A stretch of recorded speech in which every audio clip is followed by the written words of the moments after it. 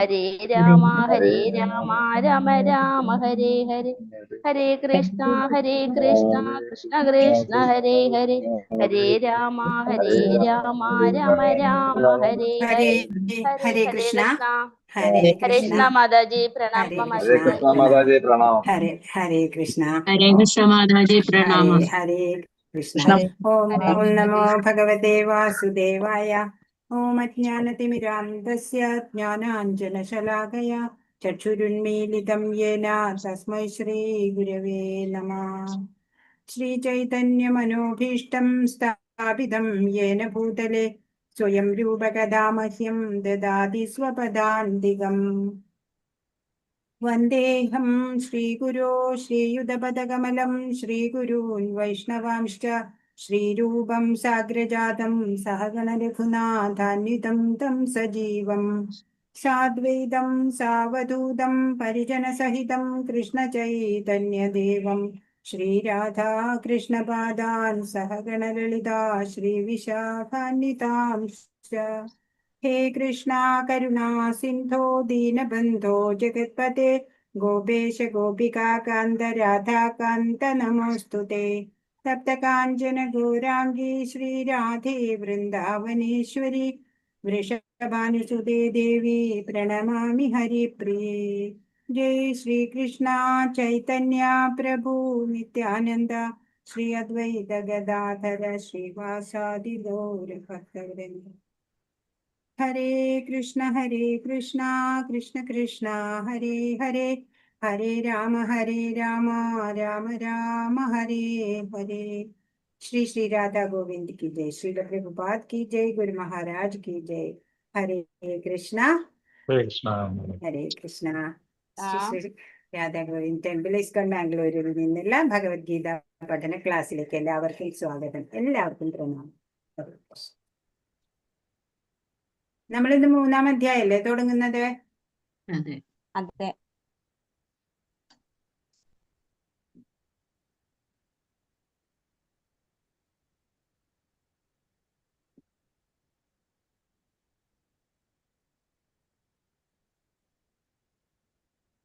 മൂന്നാം അധ്യായം കർമ്മയോഗം. കൃഷ്ണാവബോധ കർമ്മത്തിന്റെ യോഗം.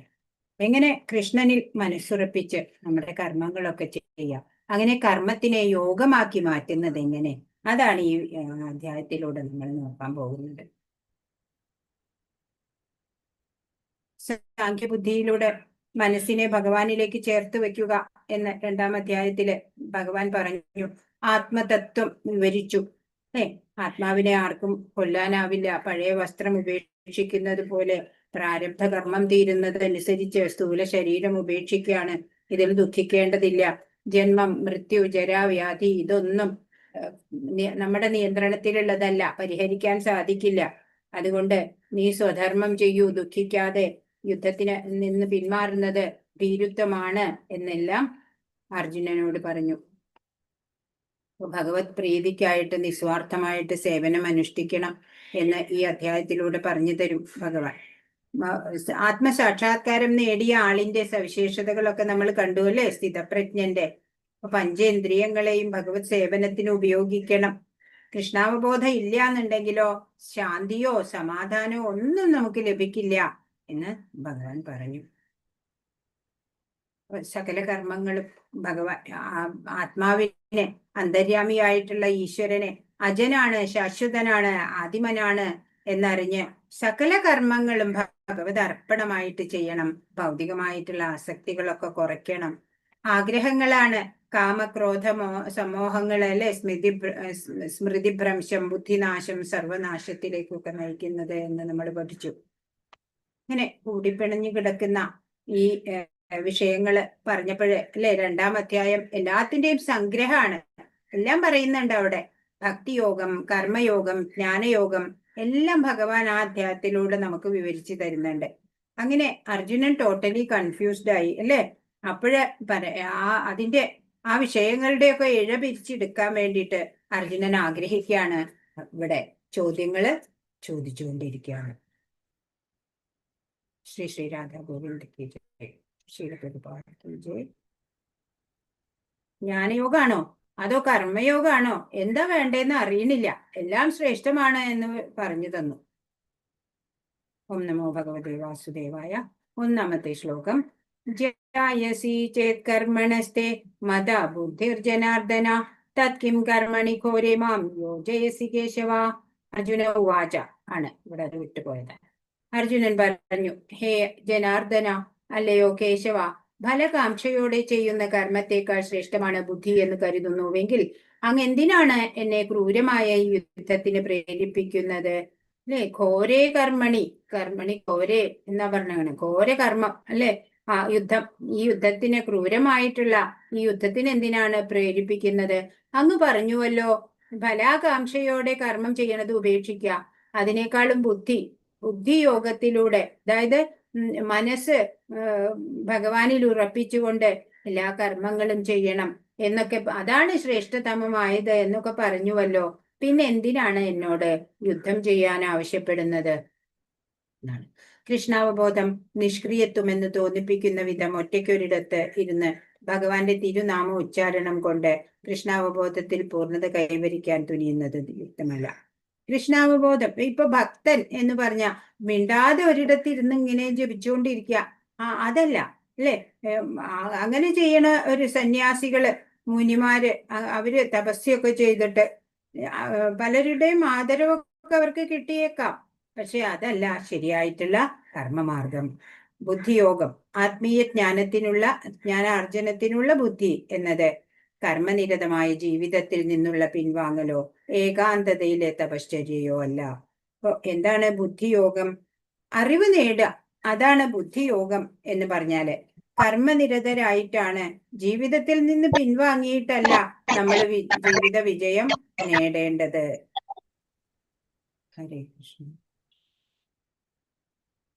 അപ്പോ ഏകാന്തത്തില് തപസ് ചെയ്യാൻ പോവുമല്ല. യുദ്ധത്തിൽ നിന്ന് പിന്തിരിയാൻ ആഗ്രഹിച്ച അർജുനൻ പക്ഷെ എല്ലാം ഭഗവാനോട് തുറന്നു പറഞ്ഞു. അല്ലെ, തനിക്ക് യോജിച്ചത് എന്താണെന്ന് പറഞ്ഞു തരണം എന്ന് ആവശ്യപ്പെടുകയും ചെയ്തു. അപ്പോഴാണ് ഭഗവാൻ കർമ്മയോഗം വിവരിച്ചു കൊടുത്തത്. ഇനി അത് തന്നെ ഇവിടെ ഡീറ്റെയിൽ ആയിട്ട് ഭഗവാൻ പറയാണ് ഈ അധ്യായത്തിലൂടെ.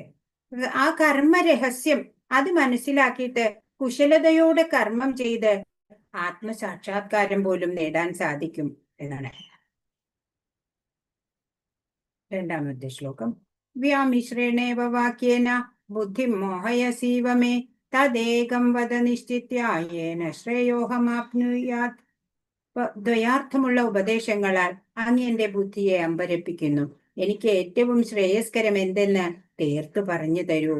പറയാണ്, അങ്ങനെ മിക്സഡ് ആയിട്ട് അതാണ് നല്ലത്, ഇതാണ് നല്ലത്, അങ്ങനെയൊക്കെ പറഞ്ഞിട്ട് ഞാൻ ആകെ സമ്മോഹത്തിലായി. ഏത് ചെയ്യണം ഏത് ചെയ്യണ്ട അതറിയില്ല. അതുകൊണ്ട് അങ്ങ് തദേകം വധ, ഒരേ ഒരെണ്ണം നിശ്ചയിച്ച് പറഞ്ഞു തരാ. എന്തിനു? എന്റെ ശ്രേയസ്സിന് ഉതകുന്ന തരത്തില്. അപ്പോ ശ്രേയസ്കരമായത് എനിക്ക് ഏതാണെന്ന് വെച്ചാല് അതിനെ നിശ്ചയിച്ച് ഒരെണ്ണം മാത്രം, തദേകം ഒരെണ്ണം മാത്രമേ എനിക്ക് പറഞ്ഞു തരൂ എന്ന് അർജുനൻ ആവശ്യപ്പെട്ടു. ഏതൊരു സാധാരണ മനുഷ്യനും തെറ്റായ വ്യാഖ്യാനം കൂടാതെ സ്വീകരിക്കാവുന്ന വിധത്തിൽ പ്രഥമ ദൃഷ്ട്യാ കൂടിപ്പിണഞ്ഞു കിടക്കുന്ന വിഷയങ്ങളുടെ ഇഴപിരിച്ചെടുക്കുവാൻ അർജുനൻ ആഗ്രഹിക്കുന്നു. എല്ലാവരും ഏതാ നല്ലതെന്ന് അറിയാണ്ട് ഭഗവാൻ എല്ലാം പറഞ്ഞു അല്ലെ, എല്ലാ യോഗങ്ങളെ കുറിച്ചും പറയുന്നുണ്ട് രണ്ടാമധ്യായത്തില്.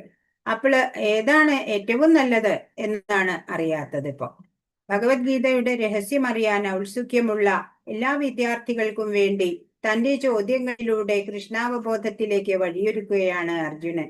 അർജുനന് ഒരുവിധമൊക്കെ അറിയാം, എന്നാലും മറ്റുള്ളവർക്കും കൂടെ പ്രയോജനപ്പെടാൻ വേണ്ടിയിട്ടാണ് അല്ലെ ചോദ്യങ്ങൾ ഇങ്ങനെ ഉന്നയിച്ചുകൊണ്ടിരിക്കുന്നത്, ഭഗവാനെ കൊണ്ട് ഉത്തരം പറയിച്ചുകൊണ്ടിരിക്കുന്നത്. ശ്രീ ഭഗവാനുവാച. ലോകേസ്മിൻ ദ്വിവിധാ നിഷ്ഠ പുരാ പ്രോക്താ മയാ നഘ ജ്ഞാനയോഗേന സാഖ്യാനാം കർമ്മയോഗേന യോഗിനാം. അനഘ എന്നാ വിളിക്കണേ, പാപരഹിതനായ അർജുന, തത്വജ്ഞാനപരവും അനുഭവമാത്രവുമായ ഊഹാപോഹങ്ങൾ നടത്തുന്നവരും ഭക്തിപൂർവ്വം സേവനം അനുഷ്ഠിക്കുന്നവരും എന്നിങ്ങനെ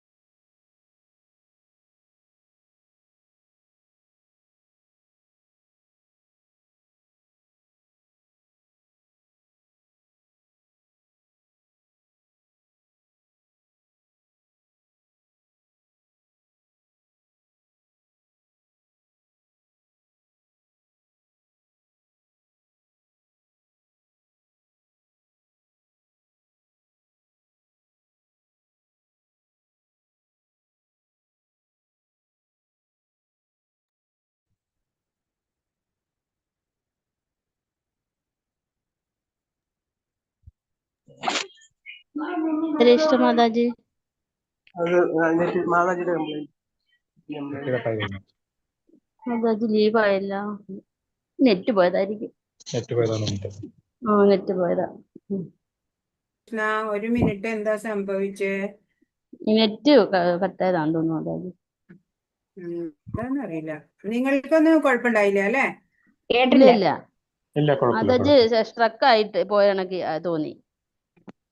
ശരി, ഇപ്പൊ ഞാൻ തന്നെയാണോ ഹോസ്റ്റ്? നോക്കട്ടെ മാതാജി.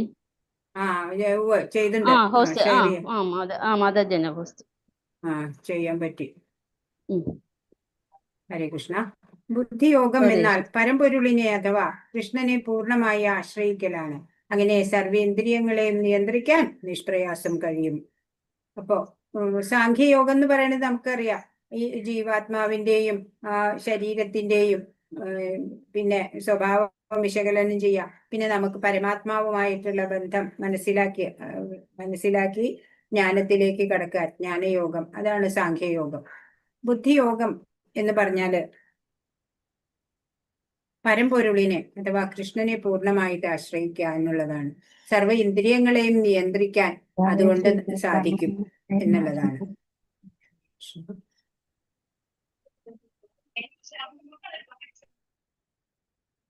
ജീവന് കൃഷ്ണനുമായുള്ള ബന്ധം എന്തെന്ന് ശരിക്കും മനസ്സിലാക്കുന്നതിൽ എത്തിക്കുന്ന എല്ലാ പ്രക്രിയയും ബുദ്ധിയോഗം തന്നെയാണ്. തത്വശാസ്ത്രപരമായ അനുമാനം വളഞ്ഞ വഴിക്ക് കൃഷ്ണാവബോധത്തിൽ എത്തിക്കുമ്പോൾ ഭക്തിയുത സേവനം നേർവഴിയിൽ കൃഷ്ണാവബോധത്തിലേക്ക് എത്തിക്കുന്നു. അപ്പോൾ ഏറ്റവും ഈസി ആയിട്ടുള്ള പ്രോസസ്സാണ് ഭക്തിയോഗം, അല്ലെ? ഭഗവത് സേവനം വഴി നമുക്ക് ഭഗവാനിലേക്ക് എത്താൻ പറ്റും എന്നുള്ളത്. 4. ന കർമ്മണാമനാരംഭ നൈഷ്കർമ്മ്യം പുരുഷോഷ്ണുതേ ന ച സന്യസനാദേവാ സിദ്ധിം സമധിഗച്ഛതി. കർമ്മം ചെയ്യാതിരുന്നത് കൊണ്ട് മാത്രം ആരും കർമ്മഫലങ്ങളിൽ നിന്നും മുക്തരാവുന്നില്ല. സന്യാസം കൊണ്ട് മാത്രം ഒരാൾ പൂർണ്ണത നേടുകയുമില്ല. കർമ്മം ചെയ്യാതിരുന്നു എന്ന് വെച്ചിട്ട് കർമ്മഫലങ്ങളില്ലാതാവുന്നില്ല ഒരാൾക്ക്. നമ്മൾ മാനസികമായിട്ടെങ്കിലും കർമ്മം ചെയ്യാതിരിക്കാനാവില്ല. അതുകൊണ്ട് നമ്മൾ കർമ്മഫലങ്ങളിൽ നിന്ന് മുക്തരാവണില്ല. എന്നാലോ എല്ലാ കർമ്മങ്ങളെയും ത്യജിച്ചുകൊണ്ട് സന്യാസത്തിലേക്ക് പോയാലോ അപ്പോൾ ഒരാൾക്ക് പൂർണ്ണത അതുകൊണ്ടും നേടാനാവില്ല. ബുദ്ധിയോഗം എന്നാല് പരമ്പൊരുളിനെ അഥവാ കൃഷ്ണനെ പൂർണ്ണമായിട്ട് ആശ്രയിക്കൽ തന്നെയാണ്. അതുവഴി സർവ്വ ഇന്ദ്രിയങ്ങളെയും നിയന്ത്രിക്കാൻ പറ്റും. തനിക്ക് വിധിക്കപ്പെട്ട കർമ്മങ്ങൾ മാത്രം നിറവേറ്റിയിട്ട് സംശുദ്ധമായിട്ട് വേണം സന്യാസം എടുക്കാൻ. അല്ലാതെ പോയാൽ വിജയിക്കാൻ പറ്റില്ല. സന്യാസം സ്വീകരിക്കുക അഥവാ ഫലോദ്ദിഷ്ട കർമ്മങ്ങളിൽ നിന്ന് പിന്മാറുക എന്നതുകൊണ്ട് മാത്രം ഒരാൾ പെട്ടെന്ന് നാരായണന് തുല്യനാകാമെന്ന തത്വചിന്തകളുടെ സിദ്ധാന്തം ഭഗവാൻ അംഗീകരിക്കുന്നില്ല. അപ്പൊ സന്യാസം കൊണ്ട് ഭഗവാന് തുല്യനാവാൻ ആർക്കും പറ്റില്ല. എന്നാലും ദൈവിക ഗുണങ്ങൾ ആർജിക്കാം എന്ന് കരുതുന്നത് തെറ്റാണ്. തനിക്ക് വിധിക്കപ്പെട്ട കർമ്മങ്ങൾ നിറവേറ്റി സംശുദ്ധനായിട്ട് വേണം സന്യാസം സ്വീകരിക്കാൻ. 5-ാമത്തെ ശ്ലോകം. ശുദ്ധീകരണം നടക്കാതെ സന്യാസം സ്വീകരിക്കുന്നവർക്ക് എന്താ ഉണ്ടാവുക? അതിൽ പരാജയം ഉണ്ടാവും, അല്ലെ? ആത്മാവ് സദാ പ്രവർത്തിച്ചു കൊണ്ടിരിക്കുന്നതാണ്.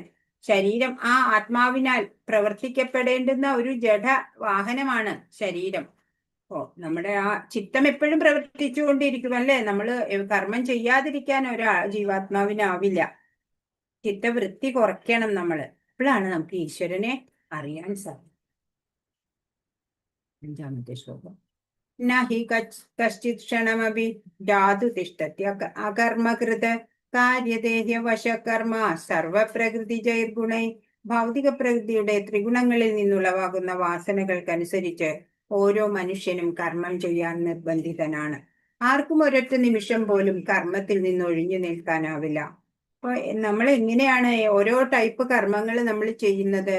ഭൗതിക പ്രകൃതിയുടെ ത്രിഗുണങ്ങളിൽ നിന്നുളവാകുന്ന വാസനകൾക്കനുസരിച്ചാണ്. ആ കർമ്മവാസന എങ്ങനെയാ നശിക്കുക? കർമ്മം ചെയ്ത് തന്നെ ആ വാസന ഒടുങ്ങണം. എപ്പോഴും പ്രവർത്തിച്ചു കൊണ്ടിരിക്കുക എന്നത് ജീവാത്മാവിന്റെ സ്വഭാവമാണ്. ആത്മാവിനാൽ പ്രവർത്തിപ്പിക്കപ്പെടേണ്ട ജഡവാഹനമാണ് ശരീരം. കൃഷ്ണാവബോധപരമായ സത്കർമ്മങ്ങളിൽ ഏർപ്പെടാത്ത പക്ഷം ആത്മാവ് മായാശക്തിയാൽ പ്രേരിതനായി പ്രവർത്തനങ്ങളിൽ മുഴുകേണ്ടി വരും. എല്ലാ ഇന്ദ്രിയങ്ങളെയും ഭഗവത് സേവനത്തിൽ നിരതമാക്കണം വ്യാപൃതമാക്കണം എന്ന് ഭഗവാൻ മുമ്പ് പറഞ്ഞിട്ടുണ്ട്. അതല്ലെങ്കിൽ മായാശക്തിയാല് മറ്റു പ്രവർത്തനങ്ങളില്, ഭൗതിക പ്രവർത്തനങ്ങളില് മുഴുകേണ്ടി വരും. സന്യാസം ഉൾപ്പെടെയുള്ള ശുദ്ധീകരണ ചടങ്ങുകളെല്ലാം കൃഷ്ണാവബോധമാകുന്ന അന്തിമ ലക്ഷ്യം പോകാൻ സഹായിക്കുന്നതേ ഉള്ളൂ. സഹായിക്കുക മാത്രമേ ചെയ്യുള്ളൂ, കൃഷ്ണാവബോധത്തിലേക്ക് എത്തിക്കില്ല സന്യാസം ഉൾപ്പെടെയുള്ള ശുദ്ധീകരണ ചടങ്ങുകൾ. കൃഷ്ണാവബോധം ഇല്ലെങ്കിലോ എല്ലാം പരാജയത്തിലാണ് കലാശിക്കുക. 6-ാമത്തെ ശ്ലോകം. കർമ്മേന്ദ്രിയാണി സംയമ്യ യാസ്തേ മനസാ സ്മരൻ ഇന്ദ്രിയാർത്ഥാൻ വിമൂഢാത്മാ മിഥ്യാചാര സ ഉച്യതേ. കർമ്മ ഇന്ദ്രിയങ്ങളെ നിയന്ത്രിച്ചാലും വിഷയങ്ങളിൽ മനസ്സിനെ വ്യാപരിപ്പിച്ചു കൊണ്ടിരിക്കുന്നവൻ സ്വയം ഭ്രമിപ്പിക്കുകയാണ് കപടനാട്യക്കാരൻ എന്നാണ് അയാളെ പറയേണ്ടത്. അയാൾ ചിലപ്പോ കയ്യോ കാലുകൊണ്ടോ അങ്ങനെ ഒന്നും, അതുപോലെ വായ കൊണ്ടോ ചെവി കൊണ്ടോ ഒന്നും പ്രവർത്തിച്ചു കാണുന്നുണ്ടാവില്ല. പക്ഷെ മനസ്സില് എല്ലാം ആസക്തി ആണ്. എല്ലാ ഇന്ദ്രിയങ്ങളും മനസ്സാലെ വ്യാപരിച്ചു കൊണ്ടിരിക്കുകയാണ് വിഷയങ്ങളില്. അങ്ങനെയുള്ള ആള് കപടനാട്യക്കാരൻ, മിഥ്യാചാര സൗച്യതേ, മിഥ്യാചാരൻ എന്നാണ് അയാളെ പറയേണ്ടത് എന്ന് ഭഗവാൻ പറയാണ്. ചിലവരുണ്ടല്ലേ സന്യാസ വേഷമൊക്കെ ഉണ്ടാവും, പക്ഷെ ഉള്ളില് ഒന്നും ഉണ്ടാവില്ല, കർമ്മവാസനയൊന്നും ഒടുങ്ങിയിട്ടുണ്ടാവില്ല. ഓരോരോ വിഷയ ആസക്തി തന്നെ ആയിരിക്കും ഉള്ളിലുണ്ടാവുക. ഇവര് മിഥ്യാചാരൻ എന്നാ അവരെ പറയുക, കപടനാട്യക്കാരൻ എന്ന് പറയും. കൃഷ്ണാവബോധത്തോടെ പ്രവർത്തിക്കാതെ കപടനാട്യക്കാരനായി ധ്യാനം അഭിനയിച്ചുകൊണ്ട് ഇന്ദ്രിയ സുഖങ്ങളിൽ മുഴുകുകയും അഭ്യസ്തവിദ്യരായ അനുയായികളെ ഭോഷ്ക് പറഞ്ഞ് കബളിപ്പിക്കാൻ ശുഷ്കമായ തത്വജ്ഞാനം പറഞ്ഞ് നടക്കുന്ന ഇത്തരക്കാർ അറുവഞ്ചകരാണ്. അങ്ങനെ ചിലവരുണ്ടാവൂല്ലേ, ആത്മാർത്ഥമായിട്ട് ഒന്നും ചെയ്തു കൊടുക്കില്ല അല്ലെ, ശിഷ്യഗണങ്ങളെയൊക്കെ സമ്പാദിക്കും, പക്ഷെ അവരെയൊക്കെ ഓരോ തട്ടിപ്പ് പറഞ്ഞിട്ട് കബളിപ്പിക്കും. വഞ്ചകരാണ് അവര്. യോഗി എന്ന് നടിക്കുകയും വിഷയങ്ങളെ അന്വേഷിക്കുകയും ചെയ്യുന്നത് കടുത്ത വഞ്ചനയാണ്. പാപിയായ ഒരാളുടെ അറിവിന്റെ ഫലങ്ങൾ ഭഗവാന്റെ മായാശക്തിയാൽ നഷ്ടപ്പെട്ടു പോകുന്നു. ഇത്തരം പ്രവൃത്തികൾ ചെയ്യുന്നവർക്ക് എന്തെങ്കിലും ജ്ഞാനം ഉണ്ടെങ്കിൽ അതും കൂടെ നഷ്ടപ്പെട്ടു പോകും. അല്ലാത്തവർക്ക് ഭഗവാൻ തന്നെ ജ്ഞാനം ഉള്ളിൽ പ്രകാശിപ്പിക്കുകയാണ് ചെയ്യുക അല്ലെ. 7-ാമത്തെ ശ്ലോകം. യസ്തിന്ദ്രിയാണി മനസാ നിയമ്യാരഭതേ അർജുന കർമ്മേന്ദ്രിയൈ കർമ്മയോഗം അസക്തസ വിശിഷ്യതേ. മറ്റൊരു തരത്തിൽ പറഞ്ഞാൽ ആത്മാർത്ഥതയുള്ള ഒരാൾ പ്രവർത്തന നിരതമായ ഇന്ദ്രിയങ്ങളെ മനസ്സിനാൽ നിയന്ത്രിക്കാൻ ശ്രമിച്ചുകൊണ്ട് ആസക്തി കൂടാതെ കൃഷ്ണാവബോധപരമായ കർമ്മങ്ങളിൽ ഏർപ്പെടുകയാണെങ്കിൽ അയാളാണ് അത്യുത്തമൻ. ആത്മാർത്ഥത ഉള്ള ഒരാള് ഇന്ദ്രിയങ്ങളെ മനസ്സിനാലെ നിയന്ത്രിക്കാൻ ശ്രമിച്ചുകൊണ്ട് ഒന്നിനോടും ആസക്തി ഇല്ലാതെ കൃഷ്ണാവബോധപരമായ കർമ്മങ്ങളിൽ ഏർപ്പെടുന്ന ആള് അയാൾ അത്യുത്തമനാണ്. മറ്റേതോ മിഥ്യാചാരൻ, കപടനാട്യക്കാരൻ അല്ലെ. ഇപ്പോ ആത്മാർത്ഥമായിട്ട് നമ്മുടെ ഇന്ദ്രിയങ്ങളെയൊക്കെ നിയന്ത്രിച്ചിട്ട് ഒന്നിനോടും ആസക്തി ഇല്ലാതെ ഭഗവാനോട് മാത്രം ആസക്തി ആവാം, എന്നിട്ട് ഭക്തിയുത സേവനങ്ങളിൽ ഏർപ്പെടുന്ന ആള് അത്യുത്തമനാണ് എന്ന് ഭഗവാൻ പറയാണ്. ഒരു ഗൃഹസ്ഥന് പോലും തന്റെ പ്രവൃത്തിയിൽ ഉറച്ചു നിന്നുകൊണ്ട് കൃഷ്ണാവബോധപരമായ സേവന കർമ്മത്തിലൂടെ ഭൗതിക ബന്ധനങ്ങളിൽ നിന്ന് വിമോചനം നേടുക എന്ന ജീവിത ലക്ഷ്യം നിറവേറ്റി ദൈവസാമ്രാജ്യം പ്രാപിക്കാം. അപ്പോ നമ്മൾ ഈ കർമ്മബന്ധനങ്ങളിൽ നിന്ന് മുക്തി കിട്ടാനായിട്ട് സന്യാസം എടുക്കാം, കാട്ടിൽ പോകാം എന്നൊന്നും വിചാരിക്കേണ്ട. നമ്മൾ ഗൃഹത്തിൽ ഇരുന്നു കൊണ്ട് തന്നെ നമുക്ക് നമ്മുടെ എല്ലാ കർമ്മങ്ങളും കർമ്മം യോഗമാക്കിയിട്ട് ചെയ്യാം. ഭഗവാനിൽ മനസ്സൂന്നിക്കൊണ്ട് കർമ്മം ചെയ്യുക. അങ്ങനെ വരുമ്പോ ബന്ധനമുക്തരാവും നമ്മള്. എന്നിട്ടോ ജീവിത ലക്ഷ്യം എന്താ? പരമപദപ്രാപ്തി. അത് ലഭ്യമാവുകയും ചെയ്യും. ഇപ്പൊ നമ്മുടെ മനോഭാവം അല്ലെ, നമ്മുടെ ആറ്റിറ്റ്യൂഡാണ് ഷിഫ്റ്റ് ചെയ്യേണ്ടത്. അല്ലാതെ നമ്മൾ ഒരു സ്ഥലത്തേക്ക് മാറിപ്പോയത് കൊണ്ടോ ഒന്നും നമുക്ക് വിജയം കൈവരിക്കാൻ പറ്റില്ല. പൊള്ളയായ ആത്മീയവാദം കൊണ്ട് നിഷ്കളങ്കരായ പൊതുജനങ്ങളെ കബളിപ്പിക്കുന്നവനേക്കാൾ ഭേദപ്പെട്ടവനാണ് ശാസ്ത്ര അനുസൃതമായി നിയന്ത്രിത ജീവിതം നയിക്കുകയും അനാസക്തനായി പ്രവർത്തിച്ചുകൊണ്ട് ആത്മസാക്ഷാത്കാരത്തിനു വേണ്ടി പുരോഗമിക്കുകയും ചെയ്യുന്നയാൾ എന്ന് ഭഗവാൻ പറയുന്നു.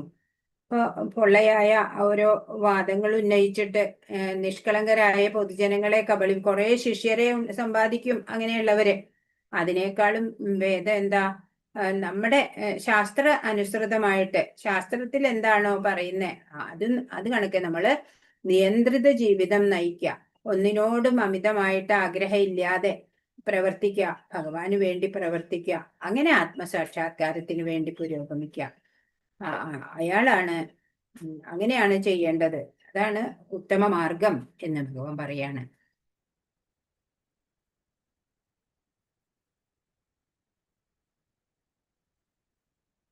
എട്ടാമത്തെ ശ്ലോകം. നിയതം കുരു കർമ്മത്വം കർമ്മ ജ്യായോഹ്യ കർമ്മണ ശരീരയാത്രാഭിജതേന പ്രസിദ്ധേത കർമ്മണ. നിനക്ക് വിധിക്കപ്പെട്ടിട്ടുള്ള കർമ്മം ചെയ്യുക. നൈഷ്കർമ്മ്യത്തെക്കാൾ ശ്രേഷ്ഠമാണ് കർമ്മം. കർമ്മം ചെയ്യാതെ സ്വന്തം ശരീരം നിലനിർത്താൻ പോലും ആർക്കും സാധ്യമല്ല. എന്താ പറയണേ? ഈ നിയത കർമ്മം അല്ലെങ്കിൽ നമുക്ക് വിധിക്കപ്പെട്ടിട്ടുള്ള കർമ്മം, ഓരോരുത്തരുടെയും സ്വധർമ്മം ഉണ്ട് പറഞ്ഞു അല്ലെ, അതൊക്കെ തന്നെ വേണം. അല്ലാതെ നൈഷ്കർമ്മ്യം, കർമ്മം ചെയ്യാതിരിക്കല്, അതിനേക്കാളും ശ്രേഷ്ഠം കർമ്മം ചെയ്യുക തന്നെയാണ്. കർമ്മം ചെയ്യാതെ സ്വന്തം ശരീരം പോലും നിലനിർത്താൻ ഒരു ജീവിക്കും സാധ്യമല്ല. ജീവനും ശരീരവും നിലനിർത്താൻ ഏതൊരാളും കർമ്മം ചെയ്യുക തന്നെ വേണം. ഭൗതിക പ്രവണതകളെ ശുദ്ധീകരിക്കാതെ തന്നിഷ്ടപ്രകാരം ഉപേക്ഷിക്കാൻ പാടുള്ളതല്ല. ക്ഷത്രിയനായ അർജുനൻ ഒരു ഗൃഹസ്ഥനും സൈന്യാധിപനുമാണ്. ആ നില കൈവിടാതെ ഒരു ക്ഷത്രിയ ഗൃഹസ്ഥന് വിധിച്ചിട്ടുള്ള ചുമതലകൾ നിറവേറ്റണമെന്നായിരുന്നു ഭഗവാന്റെ അഭിലാഷം. അപ്പൊ രണ്ടും ചെയ്യണം അല്ലെ? ഒരു ഗൃഹസ്ഥനുമാണ്, സൈന്യാധിപനുമാണ്.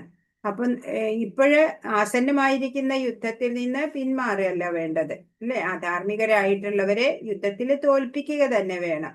അപ്പൊ ആ ചുമതലകളൊക്കെ നിറവേറ്റണം അർജുനൻ എന്നാണ് ഭഗവാൻ ആഗ്രഹിക്കുന്നത്. വിധിക്കപ്പെട്ട കർമ്മങ്ങളാൽ ശുദ്ധീകരണ പ്രക്രിയ നടത്താതെ ആരും സ്വന്തം പ്രവൃത്തികൾ ഉപേക്ഷിച്ചും അന്യരുടെ ഔദാര്യത്തിൽ ജീവിച്ചും ജ്ഞാനി എന്ന് പേരെടുക്കാൻ തുനിഞ്ഞുകൂടാ. പറയാണ്, ഇനി എന്റെ കർമ്മം ഒന്നും ഞാൻ ചെയ്യില്ല എന്ന് പറഞ്ഞ് ഞാൻ സന്യാസത്തിന് പോവാണെന്ന് പറഞ്ഞ് എല്ലാ പ്രവൃത്തികളും ഉപേക്ഷിച്ചിട്ട് പോവുക. എന്നാലോ നമ്മളുടെ ജീവൻ നിലനിർത്താൻ, ശരീരം നിലനിർത്താൻ തന്നെ നമുക്ക് മറ്റുള്ളവരുടെ സഹായം ആവശ്യമായിട്ട് വരും അല്ലേ? അങ്ങനെ ചെയ്തിട്ട് ജ്ഞാനി എന്ന് പേരെടുക്കാൻ പോയാല് അത് നല്ല കാര്യമല്ല. 9ാമത്തെ ശ്ലോകം. യജ്ഞാർത്ഥാത് കർമ്മണോന്യത്ര ലോകോയം കർമ്മബന്ധന തദർത്ഥം കർമ്മ കൗന്ദേയ മുക്തസംഗസമാചര. കർമ്മം വിഷ്ണുവിനായുള്ള യജ്ഞം എന്ന നിലയിൽ അനുഷ്ഠിക്കേണ്ടതാണ്, അല്ലെങ്കിൽ അത് മനുഷ്യനെ ഭൗതിക ലോകത്തോട് കൂടുതൽ ബന്ധിക്കും. ഇപ്പൊ എല്ലാ കർമ്മവും നമ്മൾ ചെയ്യണം അല്ലെ? അതൊരു ഭഗവാനായിക്കൊണ്ടുള്ള ഒരു യജ്ഞം എന്ന നിലയിൽ നമ്മൾ അനുഷ്ഠിക്കണം എന്നാണ്. അപ്പൊ യജ്ഞം എന്ന് പറഞ്ഞാല് സാത്വിക ഭാവനയോടെ ചെയ്യുന്ന കർമ്മമൊക്കെയും യജ്ഞമായി മാറും. അത് ഇപ്പൊ നമ്മള് ഇങ്ങനെ അഗ്നിയിൽ നെയ്യ് കോരി ഒഴിച്ചിട്ട് മാത്രമല്ല, ഇപ്പൊ നമ്മള് പ്രായമായ മാതാപിതാക്കളെ സംരക്ഷിക്കുക, നമ്മുടെ മക്കളെ വളർത്തുന്നുണ്ട് അല്ലെ? കുടുംബത്തിലെ എല്ലാവർക്കും ആഹാരം നോക്കുന്നുണ്ട്. ഗൃഹസ്ഥനാണെങ്കിൽ കുടുംബത്തിലെ എല്ലാവരുടെയും കാര്യങ്ങള് ശരിയായി നോക്കി നടത്തുന്നുണ്ട്. അതൊക്കെയും ഒരു യജ്ഞമാണ്. സാത്വിക ഭാവനയോടെ അതൊക്കെ ചെയ്യുമ്പോൾ അതൊരു യജ്ഞമായിട്ട് മാറും. അങ്ങനെ എല്ലാ കർമ്മങ്ങളും വിഷ്ണുവിനായുള്ള യജ്ഞമായിട്ട് അനുഷ്ഠിക്കുക, അത്രേ നമ്മൾ ചെയ്യേണ്ടു. അപ്പൊ നമ്മള് ഈ കർമ്മബന്ധനങ്ങളിൽ നിന്ന് മുക്തരാവും. നിന്റെ നിർദ്ദിഷ്ട കർമ്മങ്ങളെ ഭഗവാന്റെ സംതൃപ്തിക്കായി നിർവഹിക്കൂ. അങ്ങനെ ചെയ്താൽ നിനക്ക് എന്നെന്നും ബന്ധമുക്തനായിരിക്കാം. ഇപ്പൊ നിർദ്ദിഷ്ട കർമ്മങ്ങള്, ഇപ്പൊ നമ്മള് ഇവിടെ ജനിച്ചു അല്ലെ? ഇവിടെ ഉണ്ട്, നമ്മളിപ്പോ മനുഷ്യ ശരീരത്തിൽ ഇപ്പൊ ഉണ്ട്. ഇപ്പൊ നമുക്ക് വീട്ടില് കുടുംബക്കാരുണ്ട്, ബന്ധുക്കളുണ്ട് അല്ലെ? കുട്ടികളുണ്ട്. അപ്പൊ അവരെയൊക്കെ നോക്കാൻ വേണ്ടിയിട്ട് നമ്മുടെ ഒരു കടമയാണ് എന്നുള്ള രീതിയിൽ അതൊക്കെയും ഭഗവാൻ ഏൽപ്പിച്ചതാ അല്ലെ? നമ്മളെ അവരെയൊക്കെ സംരക്ഷിക്കുക, അല്ലെങ്കിൽ ഓരോരോ ജോലികളും നമ്മളിലൂടെ ഭഗവാൻ അത് ചെയ്യാൻ, ഭഗവാന്റെ സങ്കല്പമാണ് അതെല്ലാം. അങ്ങനെ കണക്കാക്കിയിട്ട് എല്ലാം ഭഗവാന്റെ സംതൃപ്തിക്കായിട്ട് നിർവഹിക്കുക. മക്കളെ പഠിപ്പിക്കുമ്പോഴായാലും എന്ത് ചെയ്യുമ്പോഴും നമ്മൾ അങ്ങനെ ചെയ്യാം. അപ്പോൾ നമുക്ക് ഒരു കർമ്മബന്ധനങ്ങളും ഉണ്ടാവില്ല, പാപവും ഉണ്ടാവില്ല, പുണ്യവും ഉണ്ടാവില്ല. യജ്ഞം എന്നാൽ വിഷ്ണു ഭഗവാൻ അല്ലെങ്കിൽ യാഗാനുഷ്ഠാനം എന്നർത്ഥം. എല്ലാ യജ്ഞാചരണങ്ങളും ശ്രീ വിഷ്ണുവിന്റെ സംതൃപ്തിക്ക് വേണ്ടിയാണ്. യജ്ഞങ്ങളൊക്കെ ആചരിക്കുന്നത്. ഭോക്താരം യജ്ഞ തപസാം എന്ന് നമ്മൾ പഠിച്ചിട്ടുണ്ട്. അപ്പോ എല്ലാത്തിന്റെയും എൻജോയർ നമ്മൾ ഈ നടത്തുന്ന യജ്ഞങ്ങള്, യാഗങ്ങള്, ഓരോ വഴിപാടുകള്, ഓരോ അനുഷ്ഠാനങ്ങള് എല്ലാം ഭഗവാന്റെ സംതൃപ്തിക്ക് വേണ്ടിയാണ്. ഭഗവാനാണ് അതൊക്കെ ആസ്വദിക്കുന്നത്. വർണ്ണാശ്രമ വ്യവസ്ഥയുടെ ലക്ഷ്യവും വിഷ്ണുവിനെ തൃപ്തിപ്പെടുത്തലാണ്. വിഷ്ണു പ്രീതിക്ക് വേണ്ടിയാണ് മനുഷ്യൻ കർമ്മം ചെയ്യേണ്ടത്. മറ്റു വിധത്തിലുള്ള ഏത് പ്രവൃത്തിയും ഭൗതിക ലോകത്തിൽ ബന്ധന കാരണമായി തീരും. എന്തെന്നാൽ പാപകർമ്മത്തിനും പുണ്യകർമ്മത്തിനും പ്രതികരണങ്ങളുണ്ട്. ഏത് തരം പ്രതികരണവും കർത്താവിനെ ബന്ധനത്തിൽപ്പെടുത്തും. ഇനിയിപ്പോ കുറെ പുണ്യം ചെയ്തു വെച്ചാല് ബന്ധനം ഇല്ലാണ്ടിരിക്കോ? ഇല്ല, അപ്പോഴും ഉണ്ടാവും ബന്ധനം. ഇപ്പൊ പുണ്യാണ് ചെയ്തിട്ട് എന്ന് കാര്യമില്ല. അപ്പൊ പുണ്യവും പാപവും നമുക്ക് ഒഴിവാവണം. അപ്പോഴാണ് നമ്മൾ ബന്ധനമുക്തരാവുക, മുക്തി കിട്ടുക. അതിനെന്ത് വേണം? ഭഗവാനില് മനസ്സൂന്നിക്കൊണ്ട് ഭഗവാന്റെ പ്രീതിക്കായിട്ട് എല്ലാ കർമ്മവും ചെയ്യാം. കൃഷ്ണാവബോധത്തോടെ കർമ്മം നിർവഹിച്ചു കൊണ്ടിരിക്കുന്നയാൾ മുക്താവസ്ഥയിലാണ്. കൃഷ്ണാവബോധത്തോടെ ചെയ്യാ കർമ്മങ്ങള്. ആ ആള് മുക്തൻ തന്നെയാണ്.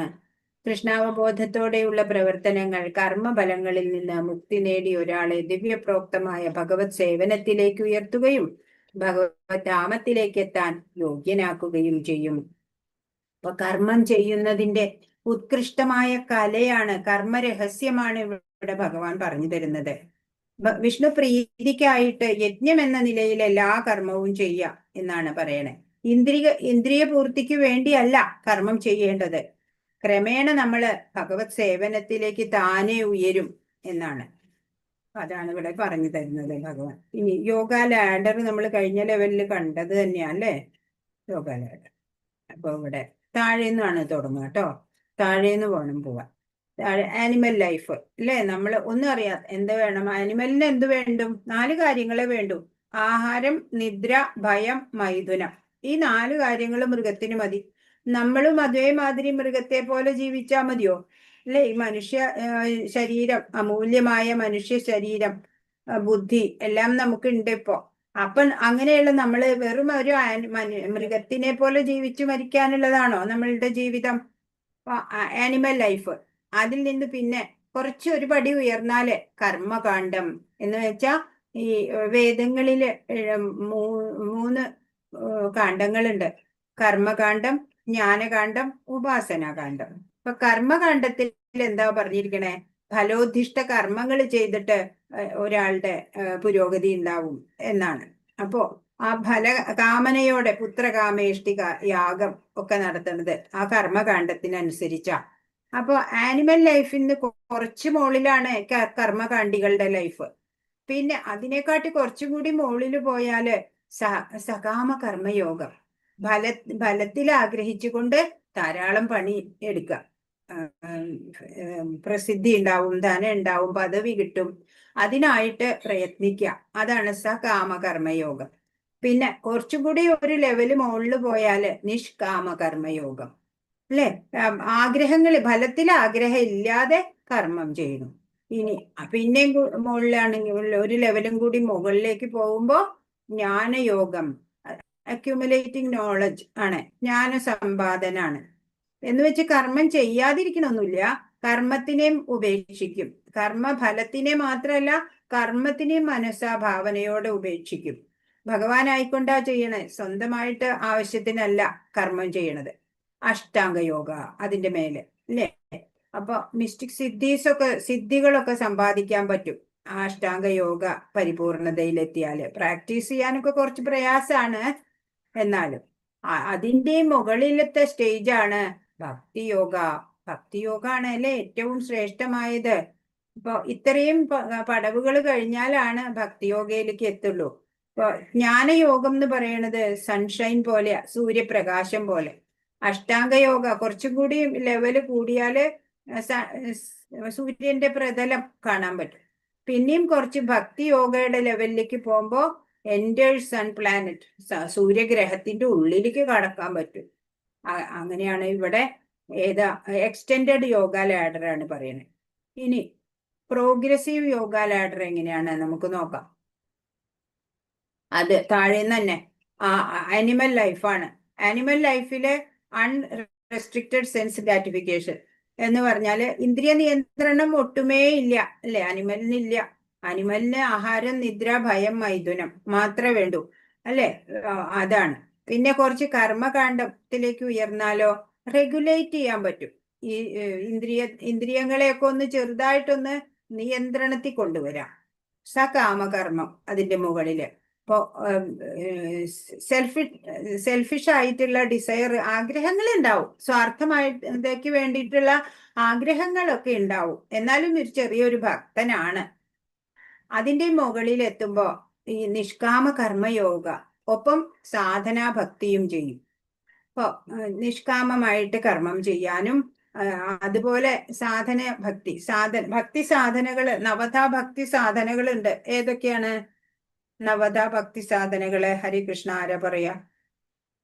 ബിന്ദു മാതാജി പറയൂ. ഏതൊക്കെയാണ് നവതാ ഭക്തി സാധന? 9 ഭക്തി സാധനകള് ഏതൊക്കെയാണ്? സാമീപ്യം, സാരൂപ്യം, അതല്ലേ? അല്ല, അത് മുക്തികളാ. ഓ ശരി ശരി. ആ അതാണ്. 9 എണ്ണം പറഞ്ഞോളൂ. ശ്രവണം, കീർത്തനം, കേക്കല്ലേ? വിഷ്ണു സ്മരണം, പാദസേവനം. ശ്രവണം, കീർത്തനം, പാദസേവനം, വിഷ്ണു പാദസേവനം, അർച്ചനം, വന്ദനം, ദാസ്യം, അർച്ചനം, വന്ദനം, ദാസ്യം, സഖ്യം, ആത്മനിവേദനം.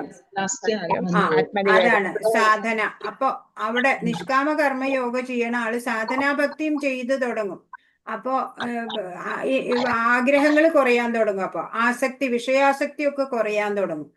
അങ്ങനെ പിന്നെ അയാള് ഭാവഭക്തി, പ്രേമഭക്തിയിലേക്ക് വരും. അത് ഭക്തിയുടെ തലങ്ങളാണ്. ഭക്തിക്ക് 9 തലങ്ങളുണ്ട്. അത് ഏതൊക്കെയാണ്? പടികള്. ഇങ്ങനെ ഓരോ സ്റ്റേജ് കയറി പോവും ഭക്തിയില്. അതേതാ? ശ്രദ്ധ, സാധുസംഘ, ഭജനക്രിയ, അനർത്ഥ നിവൃത്തി, നിഷ്ഠ, രുചി, ആസക്തി, ഭാവഭക്തി, പ്രേമഭക്തി. അങ്ങനെയാണ് പോകുന്നത്. അപ്പോ അങ്ങനെ ആ ഭാവഭക്തിയില്, പ്രേമഭക്തിയിൽ എത്തിയാല് ഭക്തിയുടെ ടോപ്പ് ലെവലായി. അതെ. ഇനി ഇവിടെ എല്ലാത്തിനെയും കമ്പയർ ചെയ്ത് പറയാണ്. എക്സ്പ്രസ് എലിവേറ്റർ ഉണ്ട്. അതാണ് പ്രേമഭക്തിയിലേക്ക് പെട്ടെന്ന് എത്തും. ആനിമൽ ലൈഫ് ഉണ്ടായിരുന്ന ഒരാള് surrender and association of pure devotees, പരിശുദ്ധ ഭക്തനെ കണ്ടിട്ട് ആ ഭക്തന്റെ ആശ്രയം എടുക്കുക എന്ന് വെച്ചാൽ നമ്മളിപ്പോ ദീക്ഷയൊക്കെ എടുക്കണത് തന്നെ. പിന്നെ സാധനാ ഭക്തിയിലേക്ക് ഉയരും. പിന്നെ അവിടുന്ന് സാധന ചെയ്തിട്ട് ഭാവഭക്തിയിലേക്കും പ്രേമഭക്തിയിലേക്കും എക്സ്പ്രസ് എലിവേറ്ററിലാ അയാൾ പോകണത്. പിന്നെ ഇത് നമ്മൾ കണ്ടതാ, പ്രോഗ്രസീവ് യോഗ ലാഡർ നമ്മൾ കണ്ടു. ആനിമൽ ലൈഫ്, കർമ്മകാണ്ഡ, സകാമകർമ്മ, നിഷ്കാമകർമ്മ, സാധനാഭക്തി, ഭാവ, പ്രേമഭക്തി. ഇവിടെ എക്സ്റ്റെൻഡഡിലോ ആനിമൽ ലൈഫ്, കർമ്മകാണ്ഡ, സകാമ കർമ്മയോഗ, നിഷ്കാമ കർമ്മയോഗ, ജ്ഞാനയോഗ, അഷ്ടാംഗയോഗ, ഭക്തിയോഗ. അപ്പോഴും എത്തും. മാർഗം പലതാണെങ്കിലും ലക്ഷ്യം ഒന്നാണ് എല്ലാവരുടെയും. പക്ഷേ എക്സ്പ്രസ് എലിവേറ്റർ ആണ് ഏറ്റവും എളുപ്പമായിട്ട് എത്താൻ പറ്റുന്നത്. 10ാമത്തെ ശ്ലോകം. സഹയജ്ഞ പ്രജാ സൃഷ്ട്വാ പുരോവാച പ്രജാപതി അനേന പ്രസവിഷ്വോസ്തിഷ്ടകാമതുക്ക്. സൃഷ്ടിയുടെ ആരംഭത്തിൽ പ്രജാപതി ദേവന്മാരെയും മനുഷ്യരെയും ഒപ്പം തന്നെ വിഷ്ണുവിനായുള്ള യജ്ഞങ്ങളെയും ഉൽപ്പാദിപ്പിച്ച ശേഷം അവരെ ഇങ്ങനെ ആശീർവദിച്ചു. ഈ യജ്ഞത്തെ കൊണ്ട് നിങ്ങൾ സന്തുഷ്ടരാവുക. മോക്ഷപ്രാപ്തിക്കും സുഖജീവിതത്തിനും വേണ്ടുന്നതെല്ലാം ഇതിൽ നിന്ന് നിങ്ങൾക്ക് ലഭിക്കും. അപ്പൊ സൃഷ്ടിയുടെ ആരംഭത്തില് പ്രജാപതി എന്ന് പറഞ്ഞ ബ്രഹ്മദേവൻ ദേവന്മാരെയും മനുഷ്യരെയും സൃഷ്ടിച്ചപ്പോ ഒപ്പം വിഷ്ണുവിനായുള്ള യജ്ഞങ്ങളെയും സൃഷ്ടിച്ചു എന്നാ പറയണേ. എന്നിട്ട് എല്ലാവർക്കും ആശീർവാദം കൊടുത്തു. എന്താ? ഈ യജ്ഞത്തെ കൊണ്ട് നിങ്ങൾ സന്തുഷ്ടരാവുക എന്ന്. എല്ലാവരും, ദേവന്മാരായാലും ജീവാത്മാക്കളായാലും എല്ലാം ഈ യജ്ഞത്തെ കൊണ്ട് സന്തുഷ്ടരാവാൻ പറഞ്ഞു. മോക്ഷപ്രാപ്തിക്കും സുഖജീവിതത്തിനും വേണ്ടുന്നതെല്ലാം ഇതിൽ നിന്ന് നിങ്ങൾക്ക് ലഭിക്കും എന്നും പറഞ്ഞു ബ്രഹ്മദേവൻ. ഭഗവാൻ കൃഷ്ണനുമായുള്ള ബന്ധം വിസ്മരിച്ചു പോയതുകൊണ്ട് ഭൗതിക പരിമിതികളിൽ പെട്ടവരാണ് ഭക്തരായ ഈ പ്രപഞ്ചത്തിലെ ജീവാത്മാക്കളെല്ലാം. അപ്പൊ നമ്മളൊക്കെ ഭഗവാനുമായിട്ടുള്ള ബന്ധം വിസ്മരിച്ചു പോയി, ഭഗവാനെ മറന്നു. അതുകൊണ്ട് നമ്മൾ ഈ ഭൗതികതയിൽ ഇങ്ങനെ ചുറ്റി ചുറ്റി കറങ്ങിക്കൊണ്ടിരിക്കുകയാണ്. അങ്ങനെ യജ്ഞം കൊണ്ട് അവർക്ക് ഈ ലോകത്തിലുള്ള കാലത്തോളം ഉത്കണ്ഠ കൂടാതെ സുഖമായി ജീവിക്കാനും ശരീരം നശിച്ച ശേഷം ദൈവ സാമ്രാജ്യത്തിൽ എത്തിച്ചേരാനും കഴിയും. ഇതാണ് ബദ്ധരായ ജീവാത്മാവിന് വേണ്ടിയുള്ള സമഗ്രമായ പദ്ധതി. അപ്പോ ഓരോ വ്യക്തിയും ഈ യജ്ഞം ആചരിക്കാൻ ബാധ്യസ്ഥരാണ്. ഒരു യജ്ഞചക്രം നമ്മൾ മുമ്പ് കണ്ടിട്ടുണ്ട്, അത് ഇവിടെയും കാണും. അപ്പൊ ആ യജ്ഞചക്രം നമ്മൾ പൂർത്തീകരിക്കണം. അപ്പോഴാണ് അങ്ങനെ ഒരു സമഗ്ര പദ്ധതി ഉണ്ടാക്കിയിരിക്കുകയാണ് ഈ ജീവന്റെ ഉന്നമനത്തിന് വേണ്ടിയിട്ട്. ഈ യുഗത്തിൽ സങ്കീർത്തന യജ്ഞം അഥവാ ദൈവനാമ ഉച്ചാരണമാണ് വേദോപദിഷ്ടമായിട്ടുള്ളത്. കലിയുഗത്തിൽ ഏതാണ് യജ്ഞം? നാമസങ്കീർത്തനം തന്നെയാണ്. അതാണ് നമ്മള് വേദോപദിഷ്ടമായിട്ടും അതന്നെയാണ് പറഞ്ഞിട്ടുള്ളത്. 11ാമത്തെ ശ്ലോകം. ദേവാൻ ഭാവയതാനേന തേ ദേവാ ഭാവയന്തുവ പരസ്പരം ഭാവയന്ത ശ്രേയപരമവാപ്സ്യത. ദേവന്മാർ യജ്ഞം കൊണ്ട് സന്തുഷ്ടരായാൽ നിങ്ങളെ അവർ സന്തുഷ്ടരാക്കും. ഇങ്ങനെ പരസ്പര പ്രീണനം കൊണ്ട് രണ്ടു കൂട്ടർക്കും പരമശ്രേയസ് അനുഭവിക്കാം. അപ്പൊ നമുക്ക് ഈ സൂര്യൻ, ചന്ദ്രൻ, വരുണൻ, വായു ഇവരുടെയൊക്കെ നമുക്ക് സഹായം വേണം, ദേവന്മാരുടെ ഒക്കെ അല്ലെ. നമുക്ക് മഴ വേണം, വെയിൽ വേണം, എല്ലാം വേണം, വായു, വെള്ളം എല്ലാം നമുക്ക് വേണം. ഓരോ നിത്യം നമുക്ക് അത് നിലനിൽക്കണമെങ്കിൽ ഏതൊരു ജീവിക്കും ഇതൊക്കെ ആവശ്യമാണ്. അപ്പൊ അതൊക്കെ ദേവന്മാരാണ്, ദേവദത്തമാണ് അതൊക്കെ. അതുകൊണ്ട് അവരെ പ്രീതിപ്പെടുത്തണം ദേവന്മാരെ. അവരെ യജ്ഞത്താല് നമ്മൾ പ്രീതിപ്പെടുത്തുമ്പോ അവര് നമുക്ക് ആവശ്യമുള്ളതൊക്കെ നമുക്ക് തരും അവര്. അതാണ് പരസ്പരം ഭാവയന്ത, അങ്ങോട്ടും ഇങ്ങോട്ടും അങ്ങനെ ചെയ്തിട്ട് ശ്രേയസ് കൈവരിക്കുക, പരമശ്രേയസ് അനുഭവിക്കാം പരസ്പര പ്രീണനം കൊണ്ട്. ദേവന്മാരുടെ പ്രീതിയും അപ്രീതിയും മനുഷ്യന്റെ യജ്ഞ അനുഷ്ഠാനങ്ങളെ ആശ്രയിച്ചിരിക്കും. അപ്പൊ നമ്മൾ യജ്ഞം ശരിയായ രീതിയിൽ അനുഷ്ഠിക്കുമ്പോൾ ദേവതകളൊക്കെ പ്രീതിപ്പെടും. എന്നിട്ട് അവര് നമുക്ക് ആവശ്യമുള്ള ഇതൊക്കെ അനുഗ്രഹിച്ച് നൽകും. യജ്ഞങ്ങൾ ചെയ്യുമ്പോഴും സർവയജ്ഞ ഉപഭോക്താവ് എന്ന നിലയ്ക്ക് വിഷ്ണു പൂജിക്കപ്പെടുന്നു. എല്ലാ യജ്ഞങ്ങളുടെയും പ്രധാന ഉദ്ദേശവും അതാണ്. അപ്പൊ യജ്ഞങ്ങൾ ഓരോ ദേവന്മാർക്ക് വേണ്ടി നമ്മൾ ചെയ്യുകയാണെങ്കിലും അനുഷ്ഠിക്കുകയാണെന്നുണ്ടെങ്കിലും വിഷ്ണു അവിടെയും പൂജിക്കപ്പെടുന്നുണ്ട്. എല്ലാം ഭഗവാനിലാണ് ലാസ്റ്റ് എത്തിച്ചേരുന്നത്. വേദങ്ങൾ പറയുന്നു, യജ്ഞാചരണം സർവകർമ്മങ്ങളെയും പവിത്രീകരിക്കും. യജ്ഞം ചെയ്യുന്നത് വഴി എല്ലാ കർമ്മങ്ങളും ശുദ്ധീകൃതമാവും എന്നാണ്. ഇതാണ് യജ്ഞചക്രം എന്ന് പറയുന്നത്. എന്താണ് യജ്ഞചക്രം?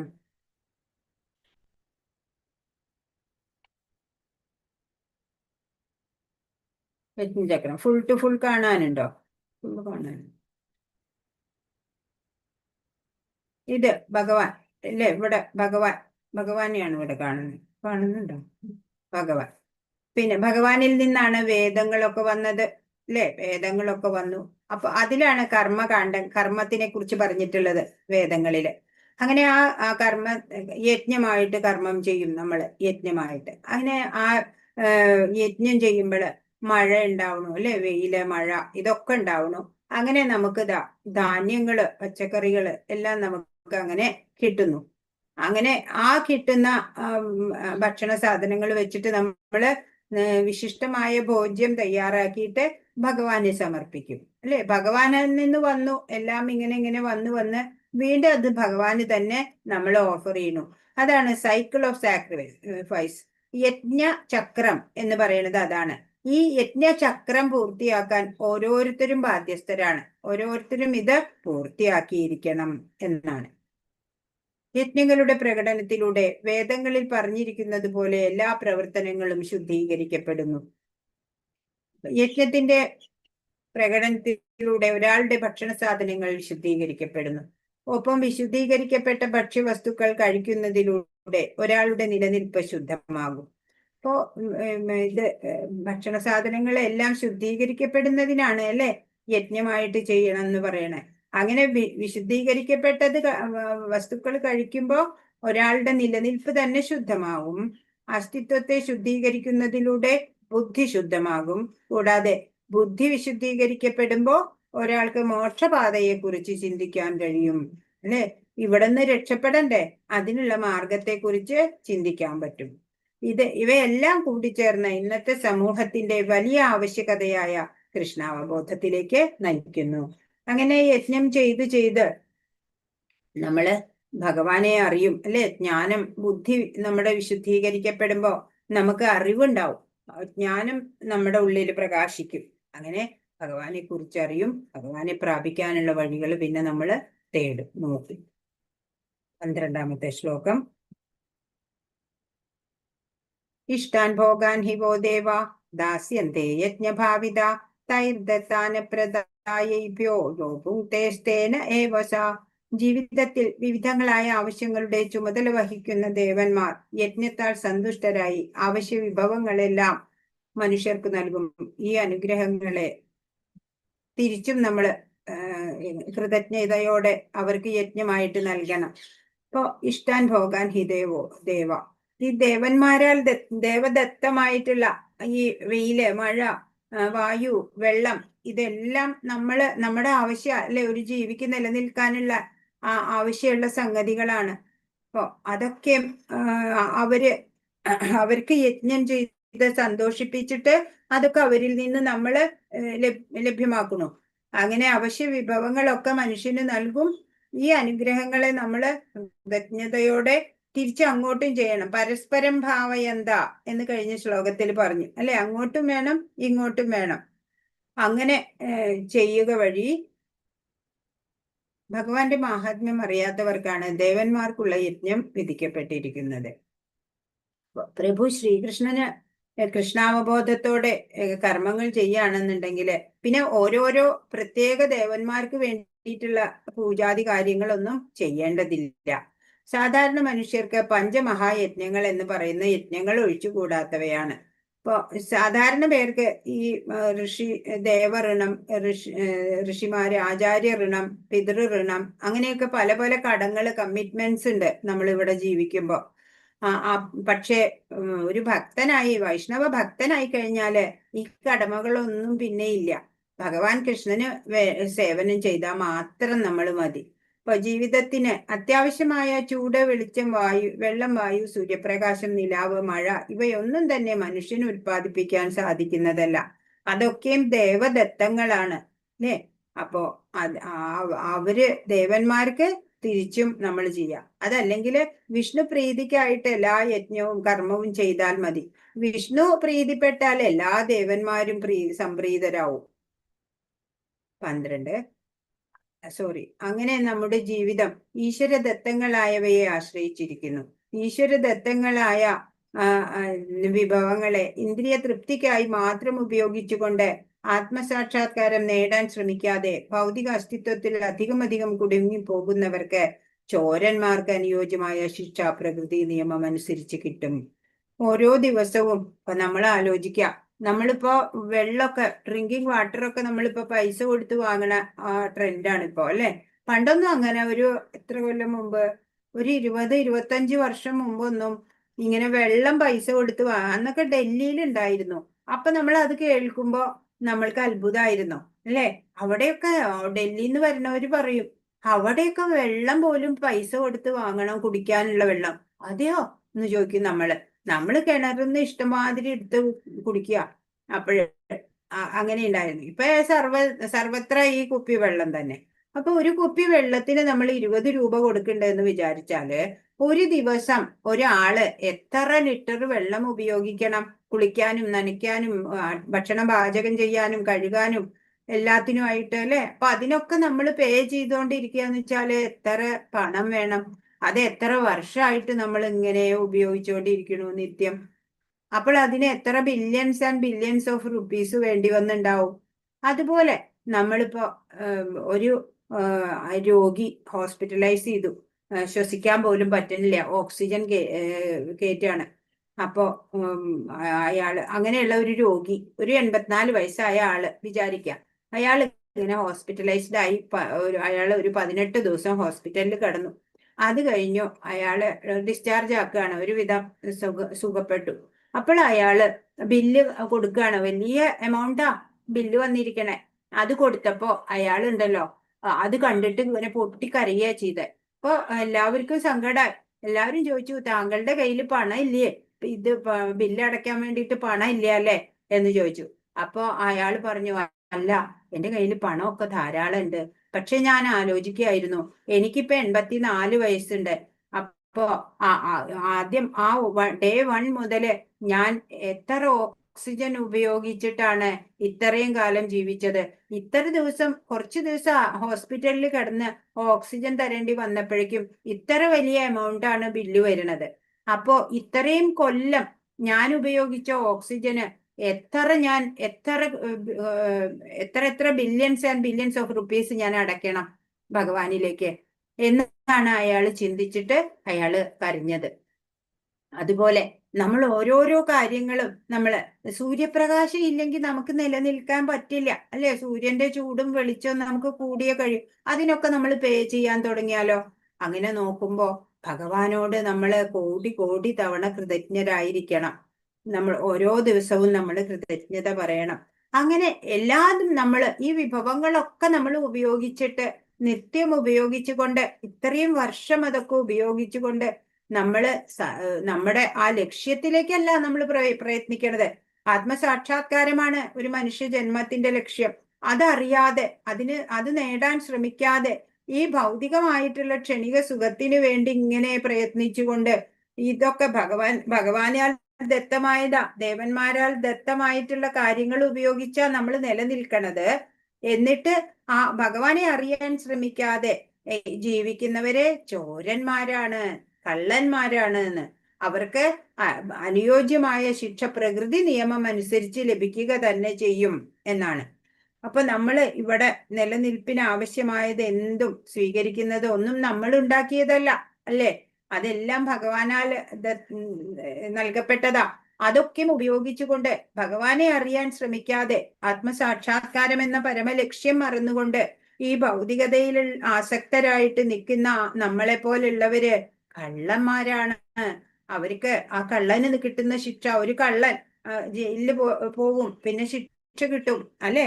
അതുപോലെ നമ്മളും ശിക്ഷാർഹര് തന്നെയാണ്. 13 യജ്ഞശിഷ്ടാശിന സന്തോ മുച്യന്തേ സർവകിൽബിഷൈ ഭുഞ്ജതേ തേ ത്വഖം പാപായേ ഭജന്ത്യാത്മകാരണാത്. യജ്ഞത്തിൽ നിവേദിക്കപ്പെടുന്ന അന്നം ഭക്ഷിക്കുന്നത് കൊണ്ട് ഭഗവത് ഭക്തന്മാർ സർവ പാപങ്ങളിൽ നിന്നും മുക്തരാകുന്നു. സ്വയം ആസ്വദിക്കാൻ വേണ്ടി മാത്രം ഭക്ഷണം ഉണ്ടാക്കുന്നവർ പാപത്തെയാണ് ഭുജിക്കുന്നത്. ഇപ്പൊ യജ്ഞമായിട്ട് എല്ലാ കർമ്മവും ചെയ്യണമെന്ന് പറഞ്ഞു. അങ്ങനെ യജ്ഞത്തില് നിവേദിക്കും അല്ലെ അന്നം. അതിനുശേഷം അത് പ്രസാദമായിട്ട് ഭഗവത് ഭക്തന്മാര് അത് സേവിക്കും. അങ്ങനെ വരുമ്പോ സർവ പാപങ്ങളിൽ നിന്ന് അവര് മുക്തരാവും. എന്നാലോ സ്വയം ആഹാരം ഉണ്ടാക്കുക, സ്വയം കഴിക്കുക, ആസ്വദിക്കുക, അങ്ങനെ ഭക്ഷണം കഴിക്കുന്നവര് പാപത്തിനെയാണ് ഭുജിക്കുന്നത് എന്നാ പറയണേ. ഭഗവത് ഭക്തന്മാർ എപ്പോഴും കൃഷ്ണനിൽ പ്രേമബദ്ധരാകയാൽ ഭഗവാന് നിവേദിക്കാതെ യാതൊന്നും സ്വീകരിക്കുകയില്ല. തനിക്ക് മാത്രമായോ ഇന്ദ്രിയ സന്ദർപ്പണത്തിനോ ആഹാരം ഉണ്ടാക്കുന്നവർ ചോരന്മാരാണെന്ന് മാത്രമല്ല പല വിധത്തിലുള്ള പാപങ്ങളും ബാധിക്കും അല്ലെ? പാപത്തിന് അവര് പാത്രമാവും എന്നാണ്.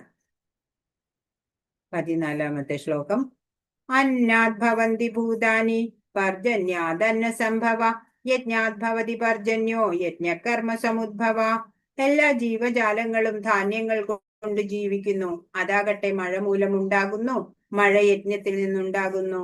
യജ്ഞങ്ങൾ വിധിപ്രകാരമുള്ള കർമ്മങ്ങളിൽ നിന്നും.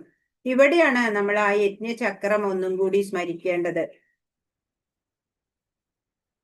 ഇതാ യജ്ഞചക്രം അല്ലെ? അപ്പൊ അതിലെന്താ പറയണേ? ധാന്യങ്ങള് കൊണ്ടാണ് ജീവജാലങ്ങൾ നിലനിൽക്കുന്നത്. ധാന്യങ്ങൾ എവിടുന്ന? മഴ കൊണ്ട്. മഴ എവിടുന്ന? യജ്ഞത്താലെ. യജ്ഞം എവിടുന്ന? കർമ്മം കൊണ്ട് അല്ലെ? കർമ്മമായിട്ട് ചെയ്യാണ്. കർമ്മം എവിടുന്നാണ്? ആ വേദങ്ങളിൽ നിന്ന്. വേദം എവിടുന്നാണ്? ഭഗവാനിൽ നിന്ന്. അപ്പോഴും ഇതൊരു സൈക്കിളായിട്ട് ഇങ്ങനെ വരികയാണ് അല്ലെ? അതാണ് ഇവിടെ 14-ാമത്തെ ശ്ലോകം പറഞ്ഞു തരുന്നത്. അന്നാത് ഭവന്തി ഭൂതാനി. എല്ലാ ഭൂതജാലങ്ങളും എല്ലാ ജീവജാലങ്ങളും അന്നം കൊണ്ടാ നിലനിൽക്കുന്നത്. അന്നം വരണതോ പർജന്യ, മഴയിൽ നിന്ന്. പർജന്യാത് അന്നസംഭവ. മഴ വരുന്നതോ യജ്ഞത്തിൽ നിന്ന്. യജ്ഞം കൊണ്ടാണ് മഴ ഒക്കെ ഉണ്ടാവുന്നത്. യജ്ഞാത് ഭവതി പർജന്യോ. യജ്ഞ കർമ്മസമുദ്ഭവ. യജ്ഞമോ കർമ്മത്തിൽ നിന്നാണ് വരുന്നത്. അങ്ങനെ ഒരു സൈക്കിളാണത്. ഈ യജ്ഞചക്രം ഓരോരുത്തരും പൂർത്തീകരിക്കണം. മനുഷ്യന് ഭക്ഷ്യയോഗ്യമായത് ധാന്യങ്ങളും പച്ചക്കറികളുമാണ്. അതുകൊണ്ട് കൃഷിഭൂമിയിലെ ഉൽപ്പന്നങ്ങളെയാണ്, ഫാക്ടറിയിലെ ഉൽപ്പന്നങ്ങളെ അല്ല നിലനിൽപ്പിനായി നമുക്ക് ആശ്രയിക്കേണ്ടി വരുന്നത്. കൃഷിഭൂമിയിലെ ഉൽപാദനം മഴയെ ആശ്രയിച്ചിരിക്കും. മഴയാകട്ടെ സൂര്യൻ, ചന്ദ്രൻ, വരുണൻ മുതലായ കിങ്കരരെയും. അപ്പോ കൃഷി ചെയ്യണമെങ്കിൽ മഴ, വെയിലൊക്കെ നല്ലതുപോലെ ശരിയായ തോതിൽ വേണം. അപ്പൊ മഴ കിട്ടുന്നത് സൂര്യൻ, ചന്ദ്രൻ, വരുണൻ അങ്ങനെയുള്ള ഭഗവത് കിങ്കരന്മാരുടെ അനുഗ്രഹത്താലാണ്. യജ്ഞങ്ങൾ ചെയ്യുന്നത് കൊണ്ട് ഭഗവാനെ പ്രസാദിപ്പിക്കാം. ചെയ്യാതിരുന്നാൽ ദുർഭിക്ഷം അനുഭവപ്പെട്ടേക്കാം. പ്രകൃതി നിയമമാണത്. യജ്ഞങ്ങൾ ചെയ്യണം. ഭഗവാനായിക്കൊണ്ട് എല്ലാ കർമ്മം ചെയ്താൽ, അത് സാത്വിക ഭാവനയോടെ ചെയ്താൽ അതൊക്കെ യജ്ഞമായി. അതൊക്കെയും ഉണ്ട്. അപ്പൊ യജ്ഞങ്ങൾ ചെയ്ത് ഭഗവാനെ പ്രസാദിപ്പിക്കണം. ചെയ്യാതിരിക്കുന്നവർക്ക് ദുർഭിക്ഷ ഉണ്ടാവും. കാരണം മഴ, വെയിലൊന്നും ഇല്ലാന്നുണ്ടെങ്കിൽ കാർഷിക ഉൽപ്പന്നങ്ങളൊന്നും ഉണ്ടാവില്ല. അങ്ങനെ ദുർഭിക്ഷം, ദാരിദ്ര്യം അനുഭവപ്പെട്ടേക്കാം. അതാണ് പ്രകൃതി നിയമം. പരസ്പര പ്രീണനം വേണം, അങ്ങോട്ടും ഇങ്ങോട്ടും വേണം. അപ്പൊ യജ്ഞത്തിലൂടെ ദേവന്മാരെ പ്രസാദിപ്പിക്കുക, ഭഗവാനെ പ്രസാദിപ്പിക്കുക. അപ്പോൾ തദനുസൃതമായ അനുഗ്രഹം തിരിച്ചും നമുക്ക് ലഭിക്കും. കലിയുഗത്തിലേക്ക് വിധിക്കപ്പെട്ട യജ്ഞം സങ്കീർത്തന യജ്ഞമാണ്. കൃഷ്ണ ഭഗവാനെ പൂജിക്കുമ്പോൾ അവിടുത്തെ വിഭിന്ന അവയവങ്ങൾ മാത്രമായ ദേവന്മാരും സ്വാഭാവികമായി പൂജിക്കപ്പെടുന്നു. ഭഗവാൻ കൃഷ്ണനെ നമ്മൾ പൂജിക്കുകയാണ് എന്നുണ്ടെങ്കിൽ ഭഗവത് അംശങ്ങളായിട്ടുള്ള ദേവന്മാരും പൂജിക്കപ്പെടും. 15 കർമ്മ ബ്രഹ്മോദ്ഭവം വിദ്ധി ബ്രഹ്മാക്ഷരസമുദ്ഭവം തസ്മാത് സർവഗതം ബ്രഹ്മ നിത്യം യജ്ഞേ പ്രതിഷ്ഠിതം. വേദങ്ങളിൽ നിയന്ത്രിത കർമ്മവിധികൾ വിവരിച്ചിട്ടുണ്ട്. പരമദിവ്യോത്തമ പുരുഷനിൽ നിന്ന് നേരിട്ട് ഉത്ഭവിച്ചതാണ് വേദങ്ങൾ. അതിനാൽ സർവവ്യാപകമായ അതീന്ദ്രിയ സത്ത യജ്ഞകർമ്മങ്ങളിലാണ് എന്നെന്നും കുടികൊള്ളുന്നത്. ഹരേ കൃഷ്ണ. അപ്പോ വേദങ്ങളില് നിയന്ത്രിതമായിട്ട് കർമ്മം ചെയ്യാൻ വിധിച്ചിട്ടുണ്ട്. ഭഗവാനിൽ നിന്ന് നേരിട്ട് ഉത്ഭവിച്ചതാണ് വേദങ്ങൾ, നമുക്കറിയാം. അതുകൊണ്ട് തന്നെ സർവവ്യാപകമായ അതീന്ദ്രിയ സത്ത യജ്ഞകർമ്മങ്ങളിലാണ് എന്നെന്നും കുടികൊള്ളുന്നത് എന്ന് ഇവിടെ പറയാം.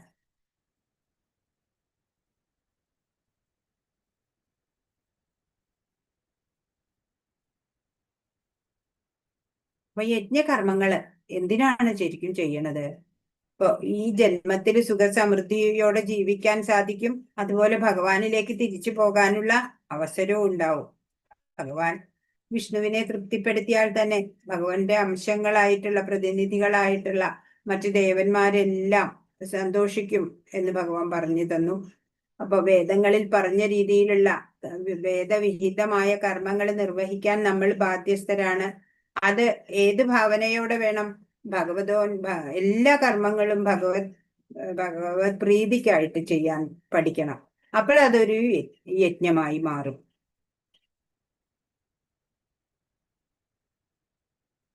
കർമ്മസംബന്ധമായ നിർദ്ദേശങ്ങളുടെ സമാഹാരമാണ് വേദങ്ങൾ. വേദോപദിഷ്ടമല്ലാത്ത കർമ്മം വികർമ്മമാണ്. ആധികാരികം അല്ലാത്തതും പാപകരവുമാകുന്നു.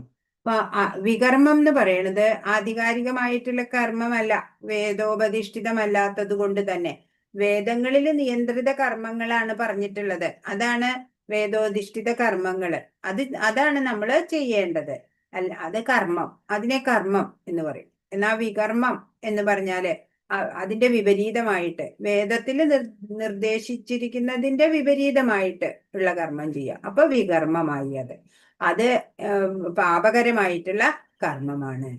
കർമ്മത്തിന്റെ പ്രതികരണങ്ങളിൽ നിന്ന് രക്ഷപ്പെടണമെങ്കിൽ വേദവിധി അനുസരിച്ച് പ്രവർത്തിക്കണം. അങ്ങനെ വേദവിധി എന്താ പറഞ്ഞേക്കണേ?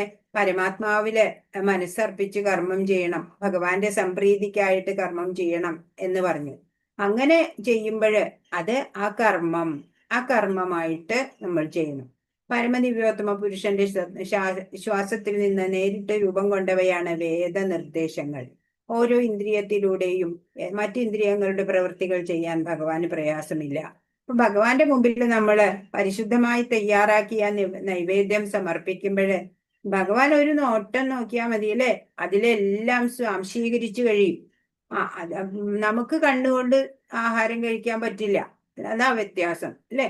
ഭൗതിക സുഖാസ്വാദനത്തിൽ ആസക്തരായ ബദ്ധാത്മാക്കളെ അവരുടെ വഴിപിഴച്ച ആഗ്രഹങ്ങൾ നിറവേറ്റി മിഥ്യാ അസുഖങ്ങൾ അനുഭവിച്ച ശേഷം ഭഗവത് ധാമത്തിലേക്ക് തിരിച്ചെത്താൻ ഉതകുന്ന വിധത്തിലുള്ളവയാണ് വേദങ്ങളുടെ നിർദ്ദേശങ്ങൾ. ഇപ്പോ ഓരോരുത്തരും ജനിക്കുന്നത് പല കർമ്മവാസനകളുമായിട്ടാണ് അവരുടെ സൂക്ഷ്മ ശരീരം ഉണ്ടാവുക. അപ്പൊ അവര് ഈ ഭൗതിക സുഖ ആസ്വാദനത്തിലൊക്കെ വളരെ ആസക്തരായിരിക്കും. അങ്ങനെ അവരുടെ ഈ ആഗ്രഹങ്ങളൊക്കെ കുറെയൊക്കെ നിറവേറ്റാൻ വിടും അല്ലെ ഭഗവാൻ. അത് കഴിഞ്ഞിട്ട് അവര് ഈ മിഥ്യാസുഖങ്ങളൊക്കെ ഉണ്ടല്ലോ, ഈ ക്ഷണികമായിട്ടുള്ള സുഖങ്ങളൊക്കെ അനുഭവിച്ച ശേഷം പിന്നെ അവർക്ക് തോന്നും ഇതുകൊണ്ടൊന്നും തൃപ്തി വരുന്നില്ല എന്ന് തോന്നുമ്പോൾ അവര് ഭക്തി പ്രാക്ടീസ് ചെയ്യും, ഭക്തിയിലേക്ക് വരും. അങ്ങനെ അവർക്ക് ഭഗവത് ധാമത്തിലേക്ക് തിരിച്ചെത്താൻ സാധിക്കും. അതിന് ഉതകുന്ന രീതിയിലാണ് എല്ലാ നിർദ്ദേശങ്ങളും വേദങ്ങളില് കൊടുത്തിട്ടുള്ളത്. വൈദിക നിർദ്ദേശങ്ങൾ അനുഷ്ഠിക്കാൻ കഴിവില്ലാത്തവർക്കും കൃഷ്ണാവബോധത്തിന്റെ സിദ്ധാന്തങ്ങൾ ഉൾക്കൊണ്ടുകൊണ്ട് പ്രവർത്തിക്കാം. വൈദിക യജ്ഞാനുഷ്ഠാനങ്ങളുടെ ഫലം ചെയ്യും. അപ്പൊ വൈദിക നിർദ്ദേശങ്ങളൊക്കെ അനുഷ്ഠിക്കാൻ പ്രയാസമായി തോന്നിയവര് എന്താ ചെയ്യണ്ടേ? കൃഷ്ണാവബോധത്തിന്റെ സിദ്ധാന്തങ്ങൾ ഉൾക്കൊള്ളുക, എന്നിട്ട് പ്രവർത്തിക്കുക. അപ്പൊ വൈദിക യജ്ഞാനുഷ്ഠാനങ്ങളുടെ എല്ലാം ഫലം ഇവർക്ക് കിട്ടും. കൃഷ്ണാവബോധത്തോടെ പ്രവർത്തിച്ചാൽ മതി. അതാണ് ഭഗവാൻ പറഞ്ഞത്. 15 ശ്ലോകത്തില് നമുക്ക് ഇവിടെ നിർത്താം. ഹരേ കൃഷ്ണ കൃഷ്ണ കൃഷ്ണ ഹരേ ഹരേ, ഹരേ രാമ രാമ രാമ ഹരേ. വാഞ്ചാകൽപതരുഭ്യശ്ച കൃപാ സിന്ധുഭ്യേവ ച പതിതാനാം പാവനേഭ്യോ വൈഷ്ണവേഭ്യോ നമോ നമഃ. അനന്തകോടി വൈഷ്ണവ വൃന്ദ കി ജയ്, ശ്രീല പ്രഭുപാദ് കി ജയ്, ഗുരു മഹാരാജ് കി ജയ്. ഹരേ കൃഷ്ണ. ഇന്ന് പറഞ്ഞതിൽ എന്തെങ്കിലും സംശയം ഉണ്ടെങ്കിൽ ചോദിക്കൂ.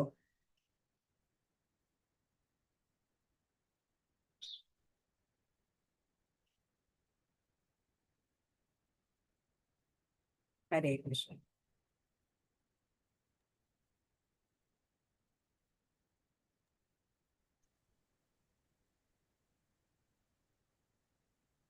ഒരു വ്യക്തി സന്യാസം സ്വീകരിക്കേണ്ടത് എപ്പോൾ? ക്വസ്റ്റ്യൻ ആൻസർ നോക്കിക്കോളൂ. ആദ്യത്തെ ഒരാള് പറയൂ കേട്ടോ. ആരാ എഴുതിയെന്ന് വെച്ചാൽ ആ ആള്. എല്ലാരും പറയുമ്പോ മറ്റുള്ളവർക്ക് ഒന്നും കേൾക്കാനോ എഴുതാനോ ഒന്നും പറ്റണില്ല. നിഷ മാതാജി പറഞ്ഞോളൂ എന്നാ. ഒരു വ്യക്തി സന്യാസം സ്വീകരിക്കേണ്ടത് നെറ്റുപോയി, ആൻസർ എഴുതിയിട്ടില്ല. എന്നാ ജയലക്ഷ്മി മാതാജി വായിച്ചോളൂ. നെറ്റ് പോയി, ഈ first question answer. Lakshmi Mataji വായിച്ചോളൂ. ഞാൻ ക്വസ്റ്റ്യൻ സന്യാസം സ്വീകരിക്കേണ്ടത് എപ്പോൾ? ഒരു വ്യക്തി തനിക്ക് വിധിക്കപ്പെട്ട കർമ്മങ്ങൾ നിറവേറ്റി സംശുദ്ധനായി ഇട്ട് വേണം സന്യാസം സ്വീകരിക്കുക. അങ്ങനെ എഴുതിയിട്ടുള്ളത്. അതെ. കർമ്മങ്ങൾ ഒരു ഗൃഹസ്ഥന് എങ്ങനെ ദൈവസാമ്രാജ്യം പ്രാപിക്കാൻ സാധിക്കും? സ്വച്ഛന്ത ജീവിതത്തിനും ഇന്ദ്രിയ സുഖാനുഭൂതികൾക്കും വേണ്ടി അതീന്ദ്രിയ ജ്ഞാനിയെ എന്ന് നടിക്കാതിരിക്കുക. തന്റെ പ്രവൃത്തിയിൽ ഉറച്ചു നിന്നുകൊണ്ട് ഭൗതിക ബന്ധങ്ങളിൽ നിന്ന് മോചനം നേടുക എന്ന ജീവിതോദ്ദേശം നിറവേറ്റുക. എന്നാൽ ദൈവസാമ്രാജ്യം പോകുന്നതാണ്. അങ്ങനെ മതിയോ മാതാജി? കുറച്ച് വ്യത്യാസം ഉണ്ടെന്ന് തോന്നുന്നു. ആദ്യത്തെ ഒന്നും കൂടെ പറയൂ. ചില പേർക്ക് എഴുതാൻ പറ്റിയില്ല. അപ്പോഴേക്കും ഒന്നാമത്തത്, വ്യക്തി സന്യാസം സ്വീകരിക്കുന്നത് എപ്പോൾ? ഒരു വ്യക്തി തനിക്ക് വിധിക്കപ്പെട്ട കർമ്മങ്ങൾ നിറവേറ്റി സംശുദ്ധനായിട്ട് വേണം സന്യാസം സ്വീകരിക്കുവാൻ. മറ്റേ ക്വസ്റ്റ്യൻ ഒന്നുകൂടെ പറയൂ. രണ്ടാമത്തെ ക്വസ്റ്റ്യൻ. ഒരു ഗൃഹസ്ഥന് എങ്ങനെ ദൈവസാമ്രാജ്യം പ്രാപിക്കാൻ സാധിക്കും? സ്വച്ഛന്ത ജീവിതത്തിനും ഇന്ദ്രിയ സുഖാനുഭൂതികൾക്കും വേണ്ടി അതീന്ദ്രിയ ജ്ഞാനി എന്ന് നടിക്കാൻ. അതിനേക്കാളും നല്ല സെന്റൻസ് ആയിട്ട് ഇതിലുണ്ടായിരുന്നു തോന്നുന്നത്. ഇതിൽ കണ്ടില്ലേ വേറെ ഒന്നും? ദൈവസാമ്രാജ്യം പ്രാപിക്കാമെന്ന് മാതാജി ഇങ്ങനെ പറഞ്ഞല്ലേ, എല്ലാ കർമ്മങ്ങളും ഭഗവാനിൽ മനസ്സുറപ്പിച്ച് ബോധപരമായ സേവനത്തിലൂടെ. അതാണ് അതൊക്കെ ശരി.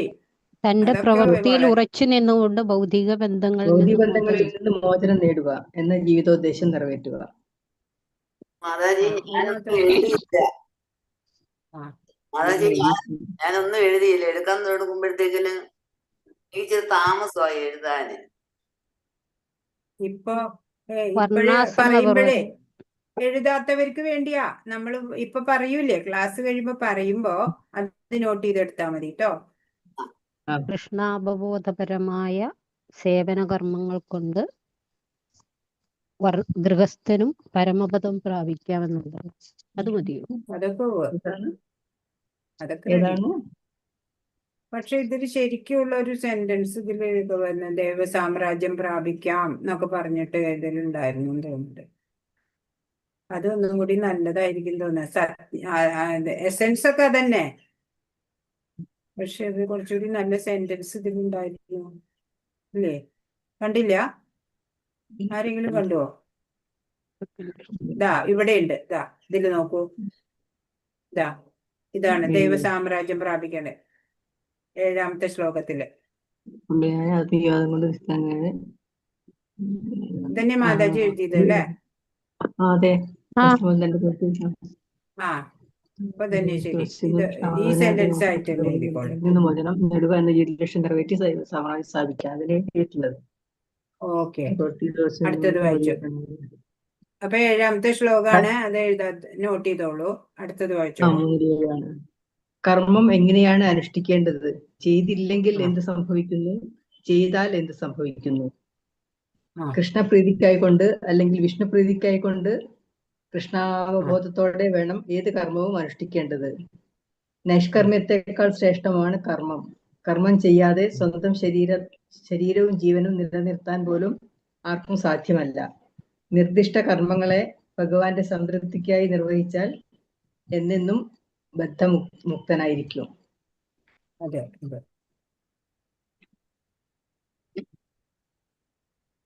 എല്ലാവരും നോട്ട് ചെയ്തോ? 3-ൽ 9ാമത്തെ ശ്ലോകം.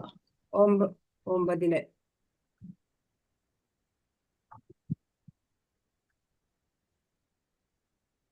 അടുത്തത് വായിച്ചോളൂ. കലിയുഗത്തിലെ യജ്ഞം എന്താണ്? കലിയുഗത്തിൽ സങ്കീർത്തന യജ്ഞം അഥവാ ദൈവനാമോച്ചരണമാണ് വേദോപനിഷ്ഠ ആയിട്ടുള്ളത്. അതെ. ഒരു വ്യക്തിയെ കൃഷ്ണാവബോധത്തിലേക്ക് നയിക്കാൻ സഹായിക്കുന്ന പടവുകൾ. പടവുകൾ ഇവിടെ ഉണ്ടല്ലോ. യജ്ഞാചരണം സർവകർമ്മങ്ങളെയും പ്രവൃത്തികരിക്കുന്നു.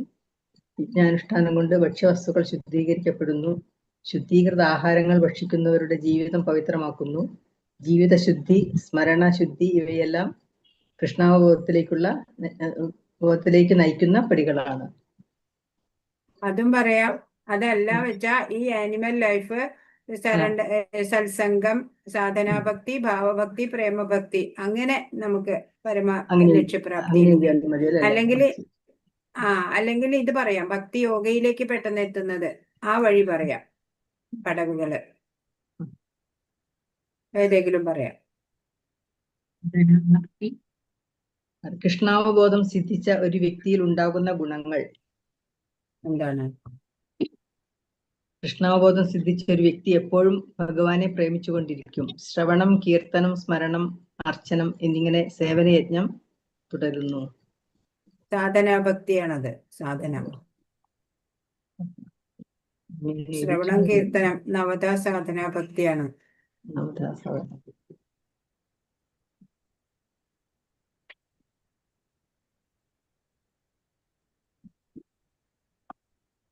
ശ്ലോകം 10 ആണോ അത്? ശ്ലോകം 10. ശ്ലോകം 14. ഏത്? ഇപ്പൊ കൃഷ്ണാവബോധം പറഞ്ഞത്. ശ്ലോകം 14 കേട്ടില്ല. 5ാമത്തെ ക്വസ്റ്റ്യന്റെ ആൻസർ ശ്ലോകം എത്രയും? 5ാമത്തെ ക്വസ്റ്റ്യന്റെ ആൻസർ വ്യക്തിയെ കൃഷ്ണാവബോധത്തിലേക്ക് നയിക്കാൻ. അത് 11ാമത്തെ ശ്ലോകം. പറയുമ്പോ എഴുതാൻ പറ്റില്ല, അപ്പൊ ശ്ലോകം നോക്കി എഴുതാൻ. ശ്ലോകം 10. വേദങ്ങൾ രൂപം കൊണ്ടത് എങ്ങനെ? പരമദിവ്യോത്തമ പുരുഷന്റെ ശ്വാസത്തിൽ നിന്നല്ലേ വേദങ്ങൾ രൂപം കൊണ്ടത്? വേദങ്ങൾ അത് ഏഴാമത്തെ ക്വസ്റ്റ്യൻ. പരമദിവ്യോത്തമ പുരുഷനിൽ നിന്ന് നേരിട്ട് ഉദ്ഭവിക്കുന്നതാണ് വേദങ്ങൾ. കർമ്മസംബന്ധിയായ നിർദ്ദേശങ്ങളുടെ സമാഹാരമാണ് വേദങ്ങൾ. അതെ. എങ്ങനെയുള്ളവർ പിന്നെ എന്നെടുത്ത ഇനി ബാക്കി എടുക്കാത്ത ഭാഗത്തുള്ളതാണ് ക്വസ്റ്റ്യൻ. 15 വരെ ഉള്ളതുള്ള ക്വസ്റ്റ്യൻ ആണിത്. ഓക്കെ, മറ്റേത് നമുക്ക് നാളെ നോക്കാം. ഓക്കെ. വേറെ എന്തെങ്കിലും ഉണ്ടോ ചോദിക്കാൻ?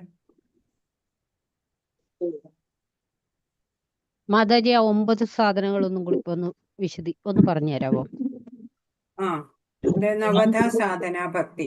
നവധാ സാധന: 9 ശ്രവണം, കീർത്തനം, വിഷ്ണുസ്മരണം, പാദസേവനം, അർച്ചനം, വന്ദനം, ദാസ്യം, സഖ്യം, ആത്മനിവേദനം. സഖ്യം, ആത്മനിവേദനം.